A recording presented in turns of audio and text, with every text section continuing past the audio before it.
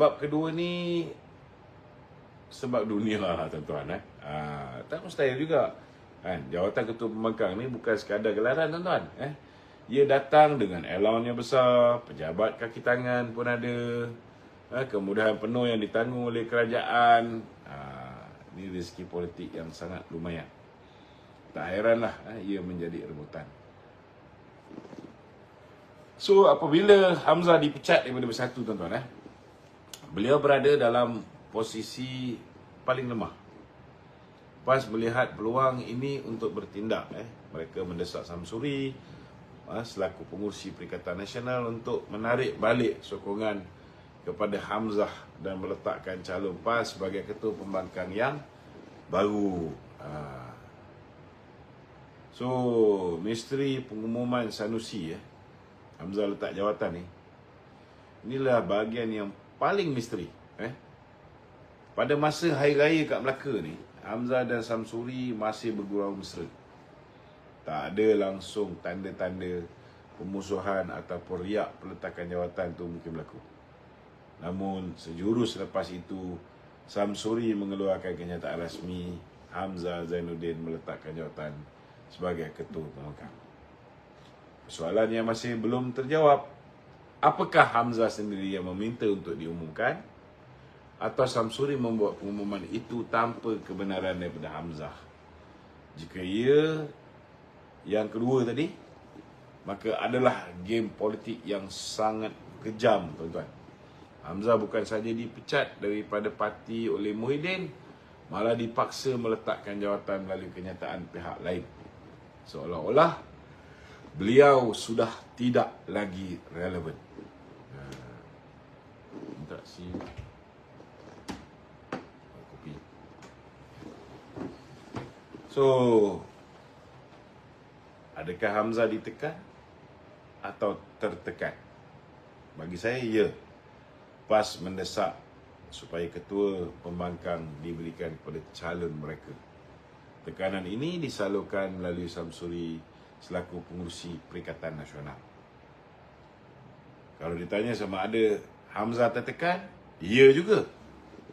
Hamzah berada dalam situasi tuan-tuan, tak ada parti politik. Dia tidak ada tiket. Bab kata orang tu tak ada locus standi. Dari sudut logik politik, beliau tidak lagi layak memegang jawatan ketua pembangkang. Namun ada satu persoalan lebih besar yang masih tergantung. Siapa sebenarnya yang menekan butang sen kenyataan peletakan jawatan itu? Muhyiddin? Tidak. Walaupun beliau mendesak agar Hamzah tidak dibiarkan berkeliaran, melahirkan beliau, dia menzahirkan dia tak senang duduk bersebelah dengan Hamzah dalam parlimen, tapi beliau tiada kuasa tertinggi dalam perikatan. Beliau hanya timbalan pengurusi tuan. Adakah ia keputusan bersama atau tindakan sepihak oleh kepimpinan PN yang baru yang mahu segera menamatkan era Hamzah kerana derhaka kepada Muhyiddin Yassin? Kita boleh buat spekulasi tuan-tuan, tetapi perakhirannya sebuah kisah sandiwara Hamzah Zainuddin ni, peletakan jawatan Hamzah ini sebagai ketua pembangkang, sama ada ditekan atau tertekan, ianya menggambarkan satu babak baru dalam politik Perikatan Nasional. Ianya juga menunjukkan betapa rapuhnya kesetiaan dalam politik apabila kepentingan parti dan kedudukan mula diberikan keutamaan tuan-tuan. Hamzah yang pernah menjadi tangan kanan Muhyiddin dan penyokong nombor 1, kini bergelar bekas timbalan Presiden Bersatu, bekas ketua pembangkang, dan hari ini hanya ahli parlimen bebas. Ironinya, beliau sendiri yang mencipta istilah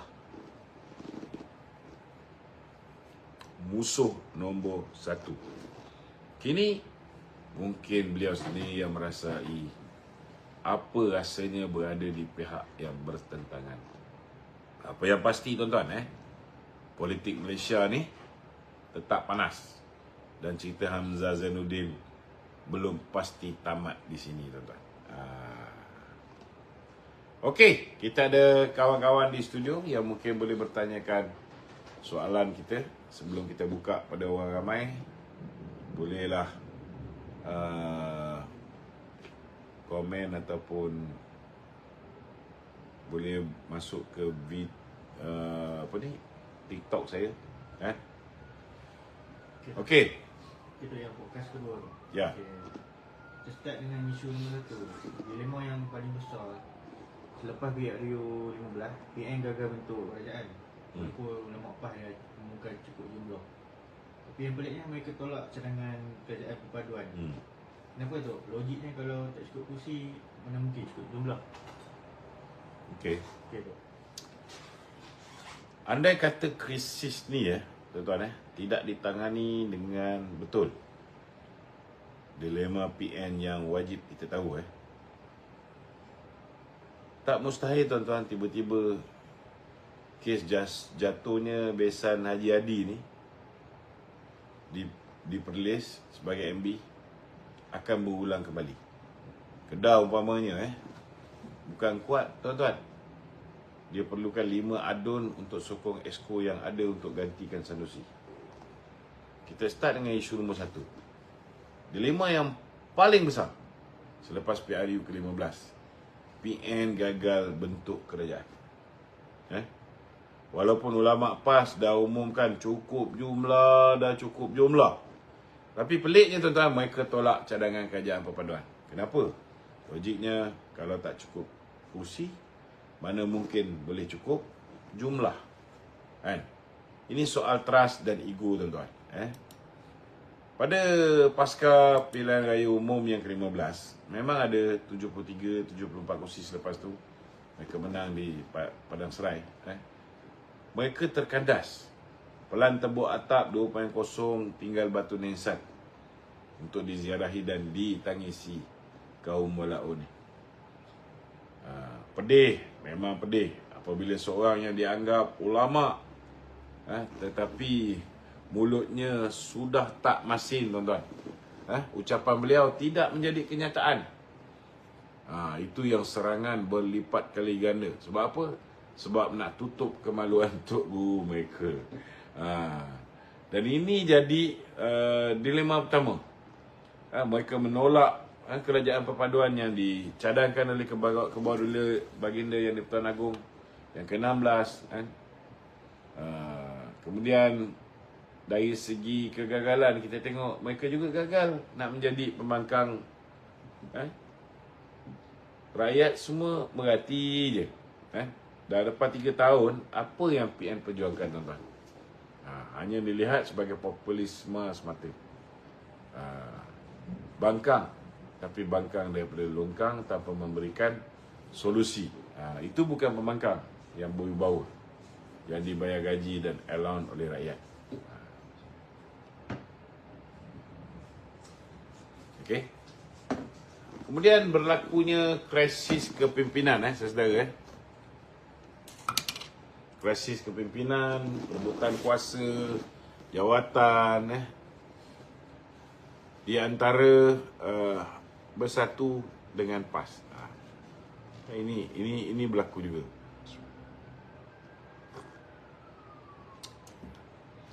Bila mana berbulan PN nak ambil keputusan siapa ganti Muhyiddin. Sudahnya Samsuri yang ambil alih. Padahal dia cuma naib Presiden PAS dengan mengenepikan timbalan Presiden PAS Tuan Ibrahim Tuan Mat.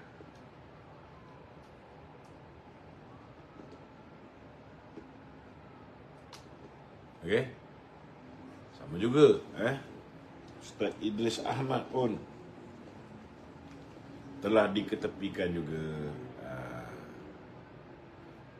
Ini sebenarnya tak sihat lah dengan organisasi